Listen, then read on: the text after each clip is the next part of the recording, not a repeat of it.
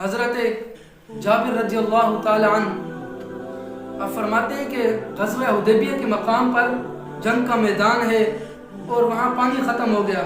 اب لشکر اسلام پر پیاس کا غلبہ چھا گیا, ہر طرف پیاس تھی, پانی کم ہو گیا اور حضور علیہ السلام کے پاس ایک ہی پیالہ تھا, اس کے سوا کہیں پانی موجود نہیں تھا. صحابہ کرام حضور کے دربار میں آئے, کہنے لگے پیارے آقا جو آپ کے ہاتھ میں یہ پیالہ ہے پانی کا, یہی پانی ہے, اس کے سوا اور پانی موجود نہیں ہے, پانی ختم ہو چکا ہے, قربان جاؤں. حضور نے یہ نہیں فرمایا کہ میں کچھ نہیں کر سکتا.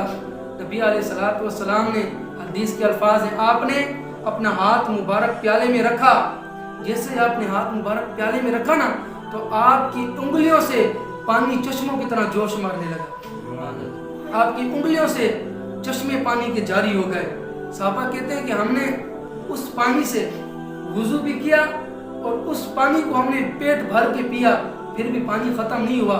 راوی کہتے ہیں میں نے حضرت جابر سے پوچھا کہ تم کتنے لوگ تھے؟ وہ کہنے لگا کہ ہم 1500 لوگ تھے.